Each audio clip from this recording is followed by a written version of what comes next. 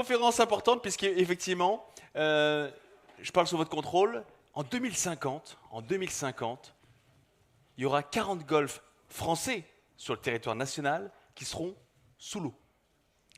Et oui, ce sont des golfs qui sont bien sûr à côté des rivages. Et c'est pas de la science-fiction, Simon. Alors, c'est si on fait rien. C'est selon les études de Climat Central. Donc, ça a commencé il y a quelques mois quand la presse d'outre-Manche relayait l'information que Saint-Andrews, selon ses simulations de cet organisme scientifique, serait sous l'eau aussi en 2050. Donc, nous, à la Fédération, ça nous a un peu ému et titillé. Et on a voulu voir, selon ces simulations et ces cartographies, quels seraient les golfs en France, s'il y avait des golfs en France qui seraient impactés. Et donc, comme vous l'avez dit, il y aurait une quarantaine, dont au moins la moitié qui seraient totalement sous l'eau à cet horizon. S'il n'y avait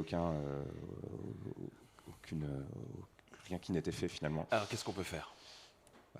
Nous, à notre échelle, la Fédération française de golf, c'est déjà sensibiliser et communiquer comme on peut le faire maintenant. Ensuite, c'est des petites actions. Nous, la stratégie environnementale, comme vous l'avez pu voir hier avec notre vice-présidente, c'est 3 piliers majeurs qui ont aussi des enjeux, qui sont l'eau, la biodiversité et l'entretien des gazons. Ensuite, sur la montée des eaux globalement, c'est communiquer, puis faire en sorte que prévenir les épisodes de sécheresse, aider les clubs à surmonter ça pour les épisodes de sécheresse ou les inondations qu'il peut y avoir. C'est communiquer, sensibiliser nos golfeurs et nos clubs à ça, parce que ce sera sûrement des coûts supplémentaires peut-être encore. Voilà, pour l'instant, on est au balbutiement. C'est pas un enjeu majeur recensé pour l'instant en France, et on en parle beaucoup plus en Angleterre, comme pourra vous le dire notre expert, notre climatologue. Mais il faut en prendre conscience déjà dans un premier temps, et puis voir qu'est-ce qu'on pourra faire d'un point de vue global, parce que ça concerne pas que les golfs, ça concerne tout notre littoral finalement. Donc nous, on n'est qu'une goutte d'eau qui a son rôle à jouer quand même. Mais c'est bien dit, bon jeu de mots. Mais est-ce qu'on pourrait imaginer, non mais encore une fois, excusez-moi, mais j'essaye, vous savez, de sortir un peu de la boîte, le petit Jack in the box, là, out of the box. Est-ce qu'on pourrait imaginer des douves, faire des tranchées pour qu'on ait des golfs en dessous du niveau de la mer ? Je sais pas, c'est une question. Alors ça, je suis pas expert, et sûrement qu'il y a des choses à faire, mais c'est un coût supplémentaire, c'est du court terme aussi, donc. Après, je ne suis pas expert sur comment repousser la mer et comment faire en sorte que faire des digues. Oui, Rémi. Attendez, on va l'allumer. Ouais, voilà. La Hollande est un pays qui est dangereusement concerné par ça, parce que ils sont déjà en dessous du niveau de la mer. Une bonne partie du territoire va disparaître. Donc là, eux, ils ont déjà fait des digues, ils ont déjà maîtrisé quand même le littoral et la mer qui est au-dessus d'eux. Mais là, je crois que l'enjeu, il va être tout autre. Ouais. Alors, Monsieur Berthoumieux, vous qui êtes climatologue, un expert, est-ce que vous êtes au courant qu'effectivement, on va avoir 40 golfs qui vont être sous l'eau en 2050 ? J'ai appris les 40 golfs ce matin. Je savais depuis plusieurs années que les glaciers qui fondent sur notre planète ramènent de l'eau douce et donc fait progresser d'à peu près 0,5 mm par an jusqu'à bientôt 0,8 mm par an le niveau des mers. Et donc, comme on voit que c'est une progression qui est exponentielle, comme quand on parle des vagues de Covid, là ça monte et ça accélère, on a la quasi-certitude que d'ici 20-30 ans, on aura plutôt peut-être 1 à 3 cm par an. Mais ce qui sera important, c'est de savoir si ça monte de 30 cm, c'est lorsqu'il y a des tempêtes qui arrivent de l'océan. Lors de ces tempêtes, on peut avoir des vagues de plusieurs mètres qui vont donc arriver et augmenter par rapport aux anciennes tempêtes, augmenter les zones qui seront submergées par des eaux salines, donc avec un potentiel de nuisance beaucoup plus important. Et vous parliez des Hollandais et des Anglais. J'ai la chance de travailler sur des projets européens avec des Anglais et avec des Hollandais. Les Anglais, il y a 5-6 ans, ils nous ont dit, nous, maintenant, on travaille avec l'idée que la mer va monter de 3 mètres. J'ai posé la question, pourquoi 3 mètres ? Parce qu'à Londres, le barrage nous protège Londres de 3 mètres. Et donc, par éthique, c'est tout notre pays qui va être protégé de 3 mètres. Ils ne sont plus de l'Europe, il faudrait que l'Europe aussi prenne ces mesures. Les Hollandais, vous l'avez dit, sont les principaux concernés. Récemment, lors d'une conférence, l'un d'entre eux est venu nous montrer qu'ils puisent des milliards de mètres cubes de sable qu'ils amènent proche de la Belgique pour que les courants marins qui remontent disposent ce sable tout le long et maintiennent les digues en fonctionnement. Par contre, toute l'eau qui arrive par derrière, par les fleuves, comme on l'a vu cet été, celle-là, comment ils feront ? Comment feront-ils pour avoir des digues tout le long ? Et j'imagine que les 40 golfs, dont certains sont sur la Seine, sans doute, il y aura forcément, comme à Bordeaux, des problèmes.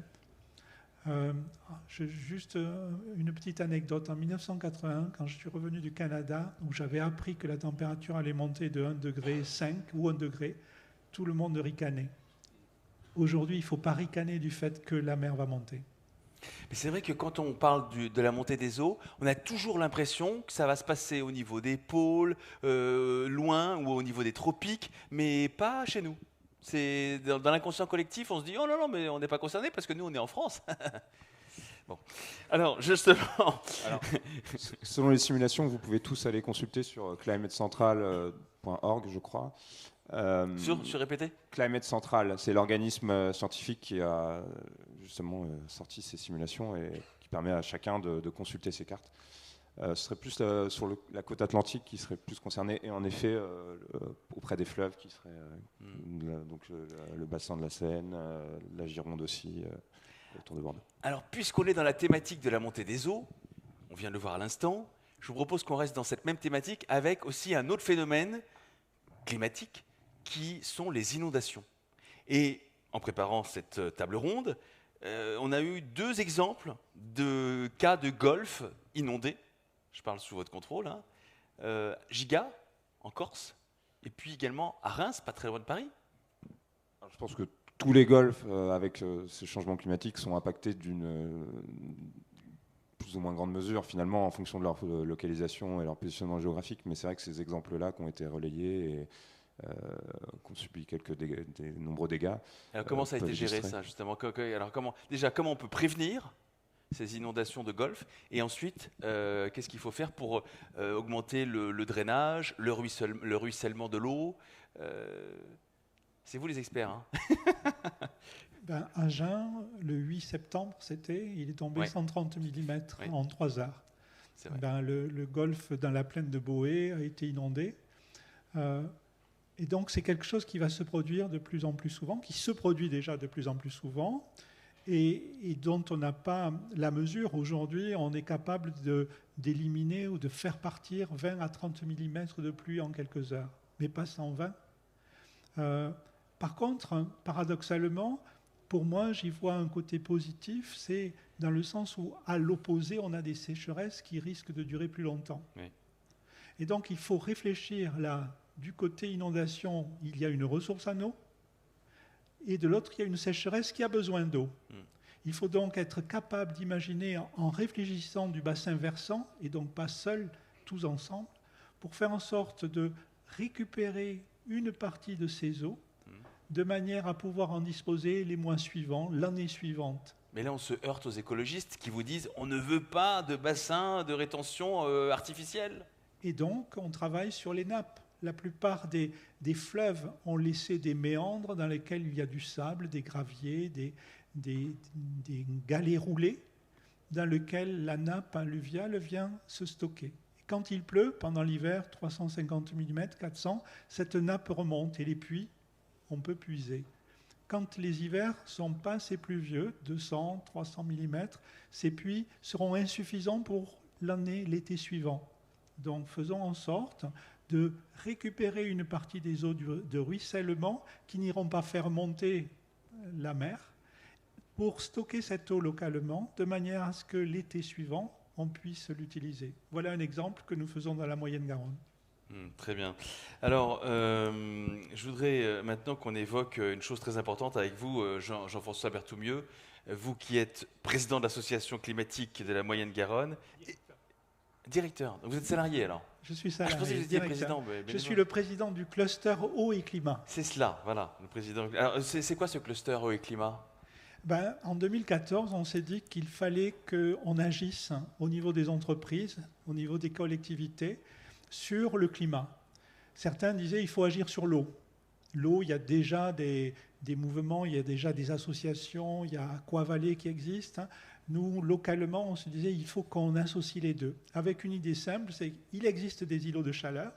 Et j'étais venu il y a 6 ou 7 ans ici même pour en parler et vous dire qu'un golfe, c'est un lieu frais. Parce qu'il y a de l'eau qui s'évapotranspire en apportant de l'eau, on crée des frigories. Et un golfe bien situé va pouvoir rafraîchir tous ses voisins. Et donc on a voulu aller plus loin, on veut être dans le concret. Et aujourd'hui, il y a une quarantaine d'adhérents, il y a des grosses entreprises, il y a des artisans, et on développe une activité autour de cette idée de l'eau, du climat et du végétal. Parce que justement, en préparant cette table ronde, j'ai compris une chose, parce que je me suis dit, mais qui est ce monsieur Berthoumieux et quel est son concept, sa théorie sur le climat? C'est que vous nous expliquez avec beaucoup de pédagogie, et j'espère que vous allez pouvoir effectivement le faire encore aujourd'hui, que le climat est lié à l'eau. Alors expliquez-nous le cycle justement de l'eau pour justement expliquer les conséquences sur le climat grâce à l'eau. D'habitude, j'ai des diapos qui montrent tout ça. Oui, effectivement. Là, alors, on n'a pas de diapos, là. C'est simple, quand j'étais enfant, je jouais près de la mare, sous les arbres. J'allais pas dans les chaumes qui étaient chauds. Les chaumes, je suis né dans une ferme, vous l'avez compris, les chaumes, c'est un endroit où, après quelques jours sans pluie, ils sont très chauds, ils montent l'après-midi à plus de 40-45 degrés. Sous les arbres, près de la mare, les arbres transforment à peu près 50% de l'énergie solaire reçue en frigorie par la photosynthèse, par l'évapotranspiration, pour faire fonctionner l'arbre. Le gazon, pareil. Sauf que le gazon, ça climatise les tops, il n'y en a pas chez vous, et alors que les arbres, ça nous climatise à nous. Et donc le végétal, quel qu'il soit ce végétal, ça peut être un verger, ça peut être un grand arbre dans une place, mais si dans cette place, cet arbre n'a pas d'eau pendant la période d'été, il fera de l'ombre, mais il ne fera plus ce climat agréable que nous appelons l'oasis quand on va dans un désert, parce qu'il y a de l'eau à travers un végétal qui transforme le climat. Et donc, pour moi, l'avenir de notre adaptation au changement climatique, c'est faire en sorte que, comme les Méditerranéens, comme l'Antiquité l'a toujours fait, comme Rome le faisait, il faut être capable de transférer de l'eau des périodes de pluie intense vers les périodes de sécheresse, de manière à mieux vivre ensemble et pas avoir besoin d'appuyer sur la clim pour se rafraîchir un espace privé alors que dehors on va le réchauffer. Là non, c'est tous ensemble, rafraîchissons l'espace public pour avoir moins chaud à l'intérieur. Alors moi, ce que j'avais vu sur effectivement les diapositives que vous présentiez sur une vidéo sur YouTube, c'est qu'effectivement, vous nous expliquiez qu'il y avait les eaux de pluie qui ruisselaient sur le sol, qui descendaient donc en souterrain, qui allaient alimenter les racines de l'arbre, qui, avec la photosynthèse, faisaient de jolies feuilles avec de la chlorophylle, etc. Et qu'ensuite, l'arbre est poussé grâce à l'eau et grâce au soleil, et qu'ensuite, il y avait une évapotranspiration de l'arbre qui, du coup, recréait ensuite des nuages et qui pouvait recréer de la pluie. Et donc, du coup, c'était un cycle, en fait, vertueux. Je crois. Vous l'avez très bien expliqué. Merci. Sans diapo, voilà. Sans diapo. Vous avez vu les images? Voilà, c'était pour essayer d'imaginer, voilà, pour visualiser les choses. Alors, expliquez-nous justement comment on peut faire pour que cette eau, dont on a compris l'importance, que cette eau, effectivement, on puisse du coup mieux l'optimiser, la récupérer, faire en sorte que quand il y a des inondations, on puisse du coup la stocker et puis l'utiliser après en période de sécheresse. Quelles sont les solutions d'un point de vue très pragmatique? Il y a beaucoup de solutions. La première, c'est une fois que j'ai de l'eau, que je l'ai stockée, qu'elle est disponible en un lieu, il faut l'économiser. Et par principe, nous, dans le cluster, c'est de dire... Alors ça va dépendre, hein. Les copains anglais, à 26-27 degrés, ils trouvent qu'il fait très chaud. Nous, à Agen, on peut tenir jusqu'à 34-35. Et à Perpignan, on devrait pouvoir atteindre 37. Mais au-delà, jusqu'à ce seuil qu'on s'est fixé de confort, on va tenter d'économiser de l'eau, tenter de réduire les apports que l'on fait pour éviter du ruissellement. Et on travaille aujourd'hui sur cette idée que si on crée un petit stress sur des plantes, elle va moins produire de biomasse et peut-être séquestrer davantage, faire davantage de racines. On la pousse à aller chercher l'eau plus bas. Du coup, on séquestrera du carbone dans les sols, un peu ce qu'on vient de voir juste avant. Donc ça, c'est le premier principe, économiser de l'eau. Et pour ça, il faut piloter, il faut mesurer. Et c'est pour ça qu'on a créé une entreprise qui s'appelle Agrali Service, qui vend des sondes, mais il y en a plein qui vendent des sondes pour piloter. Ce n'est pas la bestodénas, comme on dit à Agen, ça ne peut pas être fait de manière théorique, il faut mesurer, il faut piloter. Ensuite, une fois qu'on a économisé cette eau, les jours où il fait plus de 35 degrés à Agen, eh bien, il faut aller à l'encontre de ce que la loi nous impose. Il faut que ces jours-là, on ait le droit de mettre de l'eau sur notre golf, dans notre verger, sous nos arbres, pour que tout le monde puisse respirer davantage de vapeur d'eau et pas de l'ozone. Vous avez vu, j'ai suivi votre cours. Ah ouais, là, je vois. Et donc, ça, c'est important. Et donc, chaque fois que je le dis au DDT, au préfet, à la préfète, chaque fois, ils rigolent, ils disent « Mais ouais, mais c'est vrai, vous avez raison. Et alors, pourquoi on ne peut pas le faire ?» Et récemment, l'un d'eux m'a dit « Il faut faire du lobbying. » C'est à cause des préfectures. C'est à cause des préfectures qui imposent qu'en période de sécheresse, on a une restriction d'arrosage. Et on peut juste arroser les greens la nuit.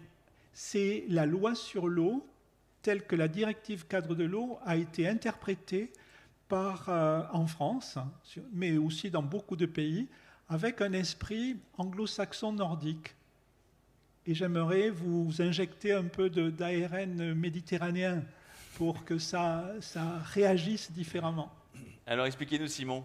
Oui, il y a un cadre réglementaire qu'on ne peut malheureusement pas ignorer. Donc nous, à la Fédération, on a signé une charte tripartite avec le ministère de l'Écologie et le ministère de l'Agriculture qui détaille en gros les seuils et les possibilités d'arrosage en fonction des arrêtés voilà, exactement, du degré d'alerte. Donc on communique aussi auprès de tous nos clubs via une veille sécheresse, donc avec Propulvia qui est le site qui référence tous ces arrêtés-là, et donc Carte de France où on peut aller un peu plus loin pour voir au niveau local tous ces concernés par ces arrêtés.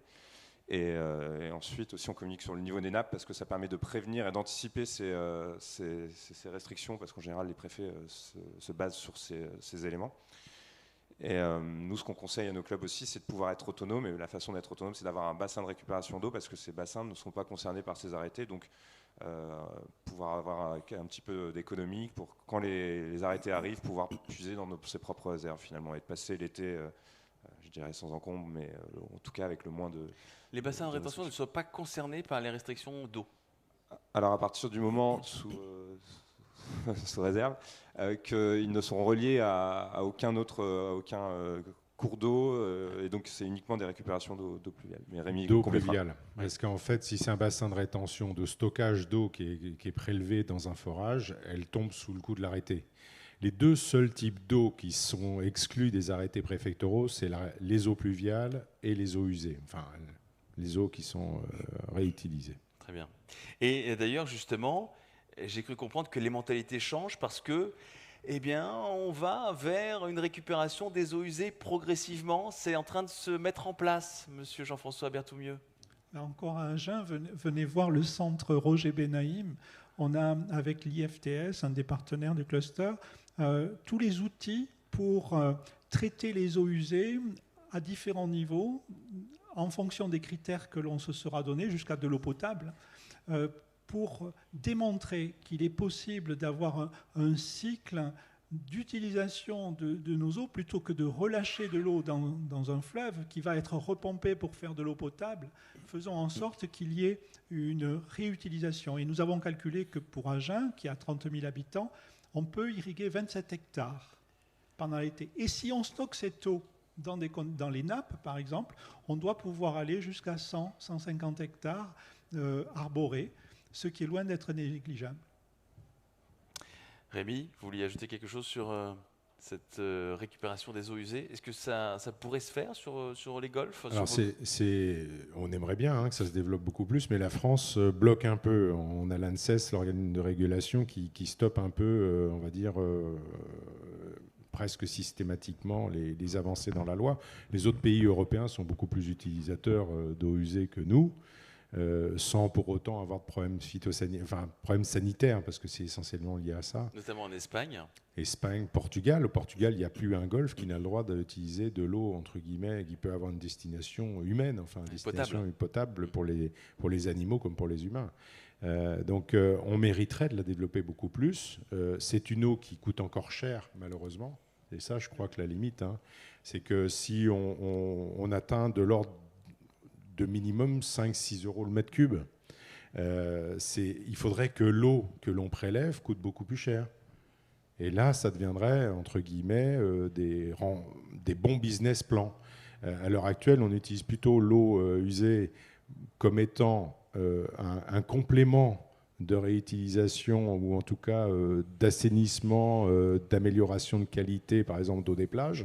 C'est-à-dire qu'on intègre le golfe comme un endroit où on disperse l'eau qui sort des stations d'épuration. Mais quand on essaye de s'engager dans des projets, ce qui est énormément soutenu à l'heure actuelle par les agences de l'eau, et dans votre région, Adour-Garonne, stimule ce genre de sujet, il faut faire très attention. On a le cas d'un golfe qui s'y est lancé avec un peu d'amateurisme, on va dire comme ça. Maximilien, mais il faut parfaitement connaître les paramètres de l'eau que l'on va utiliser et ensuite les corroborer, enfin les mettre en face des critères agronomiques du sol, du site sur lequel on va la disperser. Parce que là, on peut aller dans des situations où finalement, comme c'est le cas du site dont on a parlé, ils ont arrêté au bout d'un mois et demi. Quels sont les enseignements qu'on peut tirer justement de ce golfe? Qu'il faut donner ça à des professionnels, qu'il ne faut pas se dire la réutilisation des eaux usées, on peut utiliser toutes les eaux usées à toutes les destinations sans trop se poser la question. Et d'ailleurs, la dernière directive de l'agence Adour-Garonne, c'est faisons les analyses, faisons un dossier, et il y a des gens compétents pour le faire. Donc oui, faut le faire, mais il faut le faire. Il y a des vrais projets, ça fonctionne bien, ça peut être une vraie solution pour les golfs, et pour le confort, et pour notre confort de vie, mais il faut faire les choses, entre guillemets, scientifiquement sérieuses.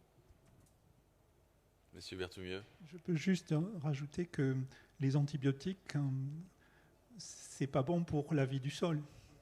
Et donc, il y a vraiment des choses à faire. C'est pour ça que nous travaillons sur l'idée d'avoir des capteurs à bas coût, capables de mesurer l'évolution de la qualité de l'eau, pour savoir si on va pouvoir la mettre dans ces eaux, justement, avec les eaux usées. Il y a un projet régional qui est là-dessus, qui va démarrer assez vite.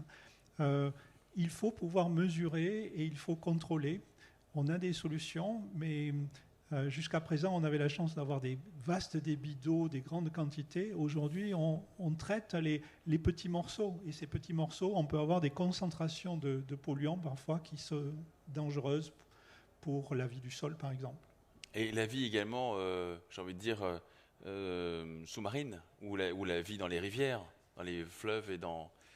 Effectivement, les cyanobactéries, par exemple, qui peuvent se développer s'il y a trop de phosphore dans l'eau, sont au niveau des stockages dans des bassins, parfois peuvent devenir dangereuses. Et nous travaillons, tout le monde travaille là-dessus.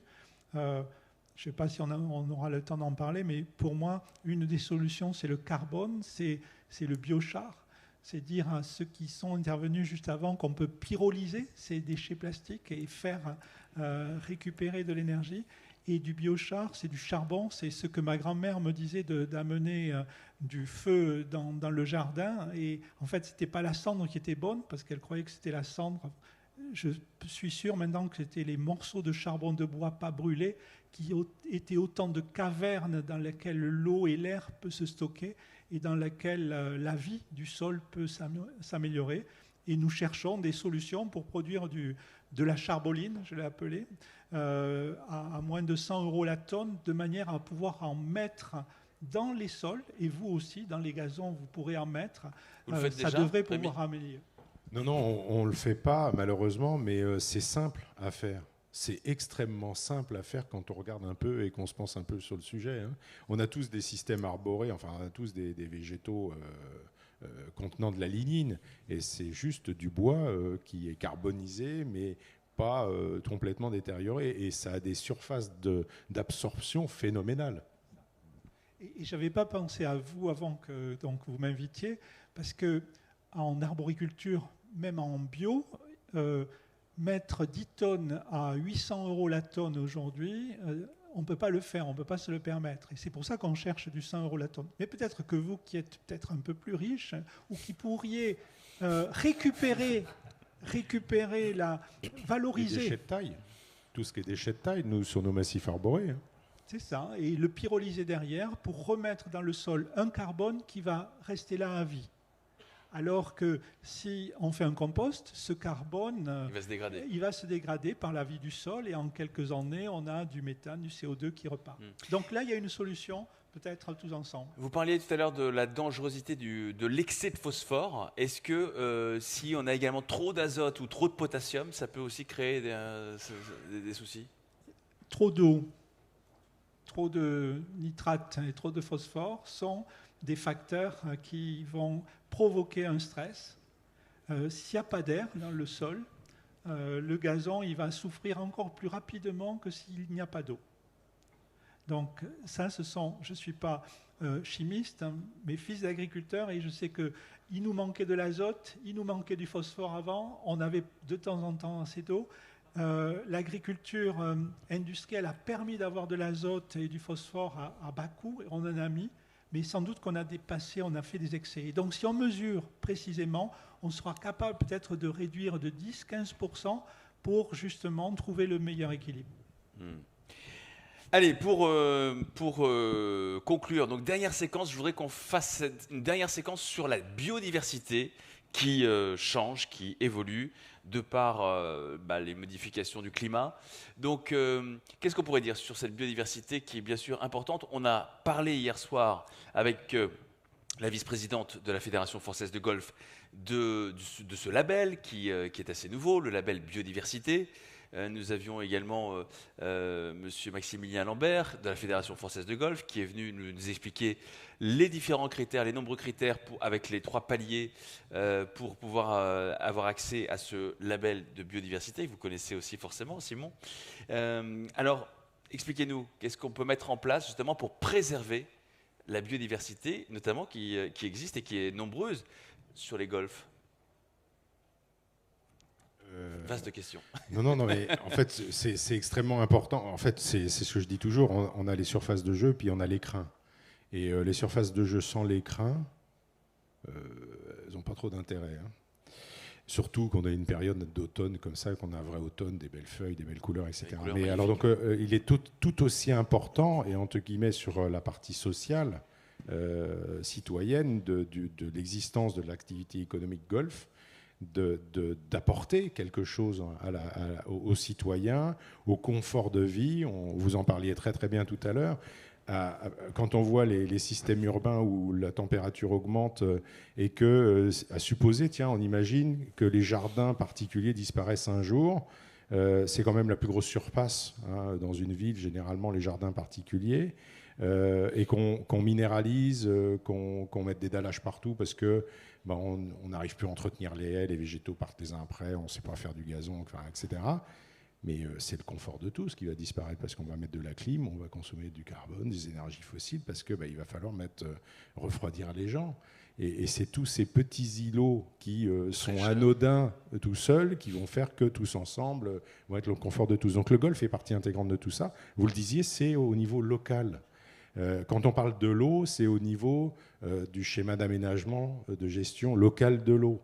Il y a partout, il y a des comités locaux de l'eau, il y a des sages, et le golf ne doit pas réfléchir comme étant seulement le golf, mais le bassin versant est la dimension minimum de réflexion. Et les espaces arborés constituent aussi le confort du golfeur et de tous les gens qui habitent autour du golf. Alors ne pas en tenir compte, ce serait d'abord, c'est pas notre métier. parce que tous les intendants de terrain font ce métier-là, mais pas uniquement pour que du gazon, mais ils gèrent des sites avec une diversité de paysages incroyable.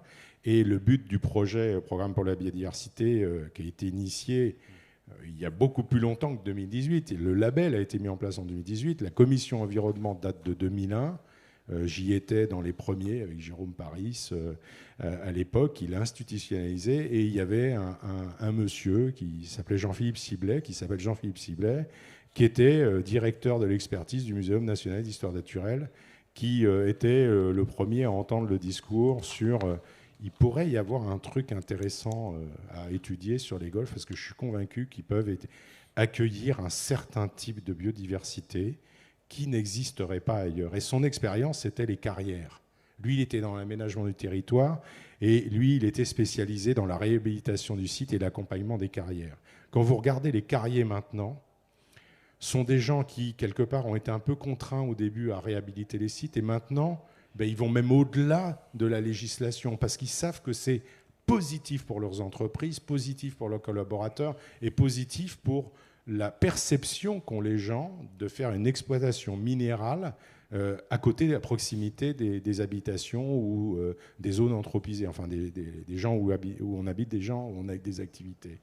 Et c'est lui qui nous a dit, on peut y aller. Il s'est battu pendant 10 ans contre ses pairs au Muséum national d'histoire naturelle, parce que vous imaginez, par les golfs au muséum, il fallait être couillu. Hein. Et il a réussi, et finalement, on a abouti sur ça grâce à ces gens-là, grâce à toutes ces personnes-là. Donc oui, on a découvert en étudiant qu'il y avait une biodiversité qui était intéressante, qui était différente, qui pouvait abriter, de par nos activités qui étaient différentes de ce qu'il y avait autour, de ne pas laisser un paysage arriver à son stade de développement ultime, de contribuer, on pourra le parler même sur le réchauffement climatique, de conserver un patrimoine. On n'est pas dans une logique d'exploitation forestière comme la majorité du territoire français. On conserve des patrimoines, on conserve des sites. Et donc, à ce titre-là, intégrons justement toutes ces notions de géoclimatique et de confort humain. Simon, oui. De toute façon, quand on demande à nos golfeurs le premier argument de pourquoi ils jouent au golf, le retour, c'est pour être dans la nature et dans un autre contexte moins urbain, finalement. Donc ça reste quand même un argument qu'on doit mettre en valeur pour notre sport, qu'il y a des zones de jeu qui sont entretenues forcément, mais il y a aussi 50% des zones qui sont des zones de non-jeu. Et donc valoriser cet espace par la biodiversité ou par d'autres arguments, c'est quelque chose qu'on doit mettre en avant en tout cas. J'aurais juste un conseil, prévoyez de planter de nouveaux arbres et aller les chercher à des pépinières qui sont à 200 km plus au sud. En fait, je ne sais pas, on peut en parler. Bien sûr, moi, je gère le golfe de Chantilly et on est dans une forêt qui appartient à l'Institut de France, c'est l'héritage du Duc d'Aumale, mais l'Institut en est le propriétaire. 6000 hectares de forêt, la forêt de Chantilly meurt. À l'heure actuelle, alors, il y a tout un consortium de scientifiques qui se sont mis dessus parce que l'Institut a su réagir. Évidemment, on a subi, parce que moi je fais partie du projet, évidemment, il y a eu tout un groupement d'intérêt public qui a été créé autour de ça pour intégrer le public, pour que tous les intervenants et ceux qui bénéficiaient de la forêt, parce que le public bénéficie de la forêt, la filière équine bénéficie de la forêt aussi, que tous les acteurs en fait, qui vivent dans cet espace-là soient impliqués dans le projet. Pourquoi la forêt meurt? C'est qu'à l'heure actuelle, la répartition des pluies a tellement changé dans notre région qu'il ne pleut plus quasiment d'avril jusqu'à septembre. Et les chênes qui sont sur notre région, qui sont développés, sont des chênes qui sont de belle taille, pas énormes, parce que la profondeur de sol et la qualité du sol ne sont pas très fertiles, c'est des sols plutôt sableux, peu profonds. Pompe 200 litres d'eau par jour. Le constat qu'on a fait sur les dernières moyennes annuelles, c'est qu'ils en avaient 75. Ouais. C'est tout. Et après, alors, à ça se rajoutent les hannetons communs qui se développent parce que l'exploitation forestière faisait qu'on découvrait beaucoup de zones de forestières, donc qui s'exposaient à différents insectes, dont le hanneton forestier, et associé en plus avec un problème de cervidés Parce que là, l'utilité de la chasse prend toute son ampleur, mais quand vous avez trop de cervidés dans un endroit, la régénération naturelle n'y arrive pas. Alors Jean-François, expliquez-nous, parce que je ne suis pas sûr que tout le monde ait bien compris, pourquoi vous conseillez à Rémi Dorbeau d'aller chercher des arbres sur une pépinière qui se trouve 200 km au sud de Chantilly? Même peut-être 500. Hein. Alors en fait, on prend des arbres du Ligérien, on prend des chênes Cécile à l'heure actuelle ou du pin maritime. Voilà. Ça veut dire qu'il faut que la génétique des arbres soit en accord avec le climat tel qu'il a changé et tel qu'il va changer. Parce qu'à Chantilly, bientôt, on aura la même température qu'à Marseille. Que Agen, oui, finalement. Ouais, c'est ça, oui. Et donc, c'est les pépiniéristes de Gironde qu'il faut contacter, puisque sur place, il y a une génétique d'une sélection naturelle, comme Darwin nous l'a expliqué. Hein, il y a une adaptation. Et l'arbre, c'est quelque chose qui ne peut pas se déplacer. Ouais. Et donc, peut-être qu'il faut l'aider. Mais il faut changer combien de sujets, là? C'est énorme. Ben, c'est toute la forêt. Mais c'est exactement ce que vous dites, en fait, parce que quand on projette le déplacement, par exemple, des taxons, enfin des arbres que nous avons, nous, dans le sud de la France, par exemple à la région parisienne, si on devait prendre le pas de temps pour faire migrer un chêne Cécile de la zone méditerranéenne à nord de Paris, c'est 8000 ans. Ah oui, d'accord. C'est 6 à 8000 ans, ils ont dit. Et là, ça se passe en 50 ans. Je dirais moins. Nous, on a subi la modification lourde du climat dans les 10 dernières années. Moi, j'arrosais le parcours avant, dans les années 2005, mi-mai, début septembre. Maintenant, c'est mi-mars, fin octobre. Et la quantité d'eau est la même, quasiment sur l'année, mais alors on n'a plus d'eau pendant toute la saison d'été. Alors, Rémi, figurez-vous qu'hier, j'ai oublié d'évoquer, enfin c'était intense, c'était dense, on n'a pas eu le temps non plus.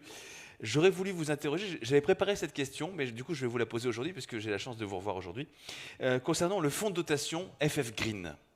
Alors, c'est important parce que vous avez, la fédération, et Simon peut aussi en témoigner, a créé ce fonds de dotation.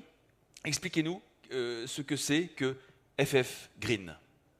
Alors, FF Green a été conçu, enfin, la filière du golf s'est organisée, alors ça représente les pros, la PGA, le groupement des golfs associatifs, le groupement des entrepreneurs du golf, la GREF et l'association des directeurs de golf. Se sont réunis et il fallait s'organiser pour pouvoir financer de la recherche, organiser de la recherche, soutenir des actions qui permettaient de faire de la promotion, en tout cas de toutes les bonnes pratiques qui permettront de préparer justement cette transition écologique. Et je rappelle, on dit transition écologique, c'est réducteur, c'est économique et social. Il ne faut pas oublier les deux autres mots parce que c'est presque les deux suivants qui sont les plus importants en termes de conséquences. Est-ce que FF Green, le fonds de dotation, a été créé aussi à cause de la loi ou grâce à la loi Labbé? Oui, sûrement, parce qu'à l'origine, enfin, c'était le premier volet qui s'appliquait. Et puis, quand on a vu les échéances arriver, on s'est dit que là, on n'a rien fait quasiment pendant 30 ans, voire plus. Il était peut-être urgent de se bouger. L'avantage du fonds, c'est qu'il est hébergé par la Fédération française de golf, donc c'est un fonds d'utilité publique. Il représente combien de millions d'euros? Il ne représente pas de millions d'euros du tout. Notre budget 2021 est de 84 000 euros. Effectivement. Non, la Fédération a abondé de 200 000 euros pour lancer le fonds. Maintenant, il y a eu un recrutement de fait, les mécènes sont en train d'être sollicités, les partenaires de la Fédération, enfin, il y a tout un travail de recherche de fonds. On a même des propositions que je repropose encore systématiquement à mes amis de la Fédération, mais 1 euro par licence qui permet aux golfeurs de contribuer à justement rechercher des solutions durables, socialement acceptables. C'est 1 euro sur une licence de 53, c'est pas beaucoup. Et combien de licenciés de golf? 430 000, c'est pas beau ça? Et puis après, il y a la Ryder Cup qui est 3 euros qui ont été dédiés pour financer ce formidable événement. Mais le financement s'arrête dans 1 an et demi, me semble-t-il. Oui, 6 mois, encore mieux, tiens. Et donc, les 3 euros, il faut les utiliser, mais utilement. Donc 3 euros plus 1 euro. On va arriver au million. 4 euros. Ah ben on aura 1,6 million et là on peut rentrer dans des trucs intéressants, me semble, non? Ça m'intéresse. Justement. Et là, justement, ce fonds a vocation de recevoir des propositions de plan d'action. Donc, je vous lance même voilà, la perche qui pourrait contribuer justement à préparer cette transition climatique pour la santé des gazons, en tout cas pour des surfaces de qualité, 2 sur la biodiversité, 3 sur l'eau. Très bien. Bien, est-ce que vous avez des questions, mesdames et messieurs, dans le public, puisqu'on arrive donc au terme de cette conférence qui était passionnante, comme toutes celles que nous avons vécues déjà depuis hier matin. Question pour Rémi Dorbeau, pour Simon et pour également Jean-François Berthoumieux, climatologue, directeur de l'association climatique de la Moyenne-Garonne. S'il n'y a pas de questions, on va pouvoir libérer nos intervenants parce que je crois que vous avez un déjeuner qui est prévu et on reprendra tout à l'heure à 14h pour une dernière table ronde. Merci à vous. Applaudissements pour nos invités.